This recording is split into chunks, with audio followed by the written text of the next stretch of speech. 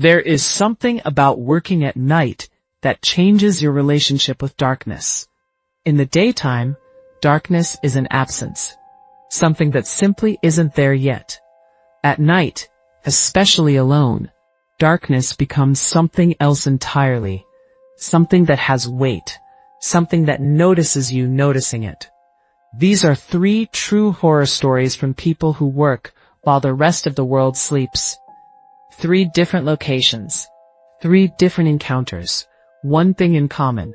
Something was there that had no business being there. And in each case, the only thing that actually helped was not a weapon, not a coworker, not the police, something older than all of those. Story 1, the security guard. I worked night security for 6 years.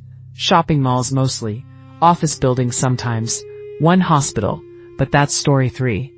The mall I'm going to tell you about had been closed for 2 years when I was assigned to it. Shut down during a renovation that never finished. Stores empty, lights off, except emergency strips. My job, walk the perimeter every hour, check for vandals, check the doors, log the time, go back to the desk. For the first 3 months, nothing.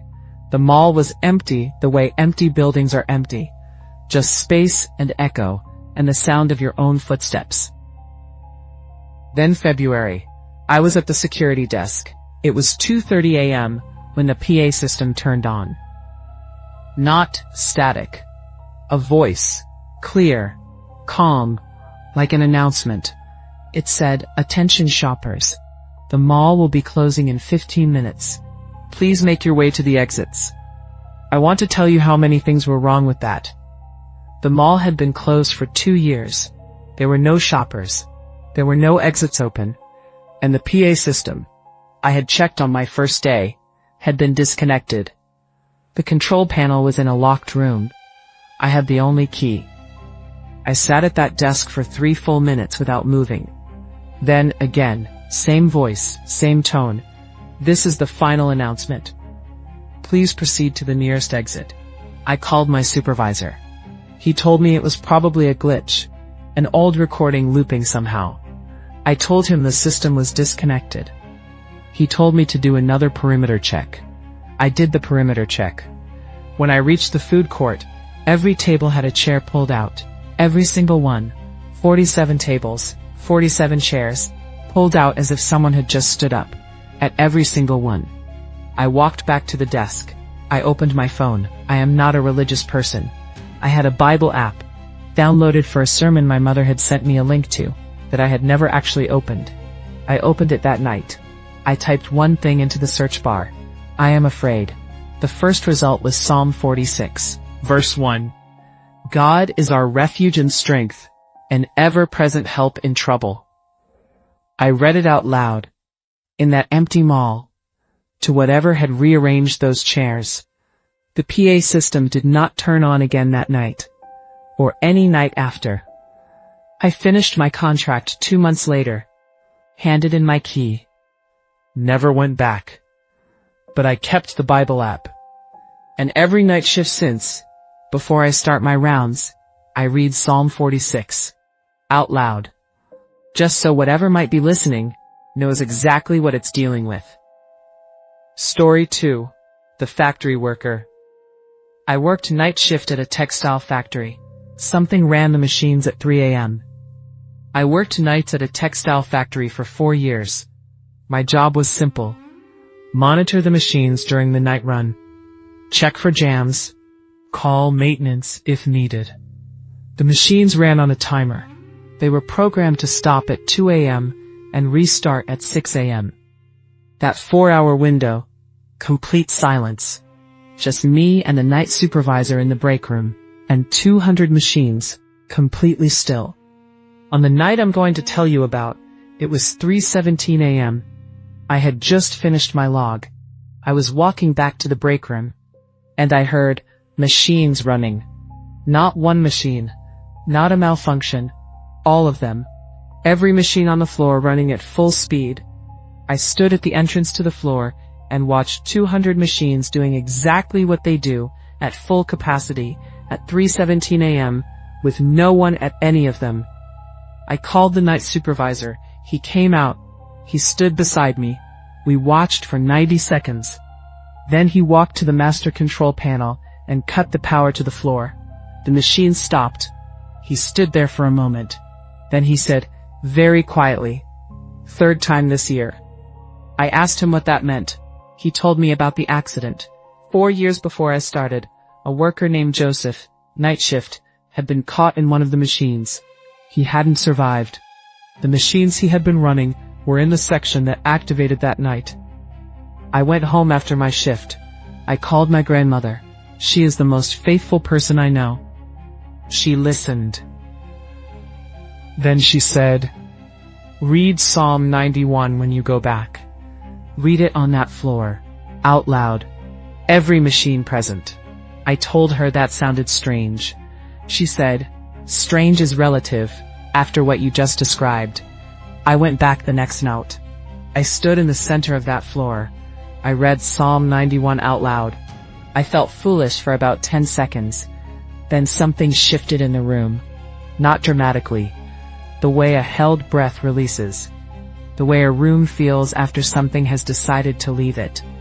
The machines never ran again at 3 a.m. Not once. In the 2 years I worked there after that night. Story 3. The hospital.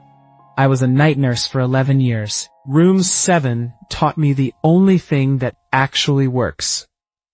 I need to start this story by telling you something about hospital night shifts that people who haven't worked them don't know. The things that happen at night in hospitals are not talked about. Not because staff don't experience them, because they do, constantly. But hospitals run on credibility, and credibility runs on rational explanation. So you log what you can explain, and the rest you carry home. I worked nights on the 4th floor of a general hospital for 11 years. Room 7 had been empty for 3 years by the time I transferred to that floor. Not officially empty. Officially it was under review for renovation. But the nurses who had been there longer than me said it simply, "We don't put patients in room 7. I didn't ask why for the first 6 months. I learned the rhythm, did my rounds, checked the vitals, logged everything. Room 7, empty, dark, door closed. Every night, without exception. Until a Tuesday in March. I was doing rounds at 3 a.m. Room 7's light was on, not the overhead. The bedside lamp. I stopped outside the door. Through the window I could see a figure sitting in the chair beside the empty bed. Still, facing the window, facing me. I called the charge nurse. She came. We looked through the window together. The chair was empty. She looked at me. I looked at her. Neither of us said anything. I went back to the nursing station. I sat down. And I did something I had never done at work before. I prayed. Not practiced. Just, I need help right now. Whatever is in that room, I can't handle it alone. Please.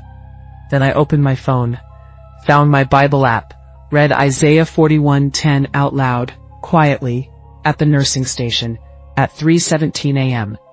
Do not fear, for I am with you. Do not be dismayed, for I am your God. I will strengthen you. I will help you. I finished my shift. Room 7's light was off when I walked past at 6 a.m.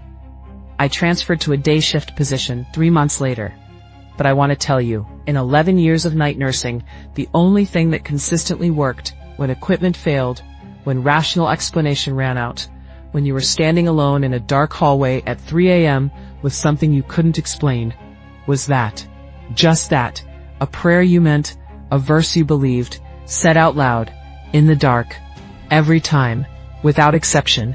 3 people, 3 locations, 3 encounters with something that had no rational explanation.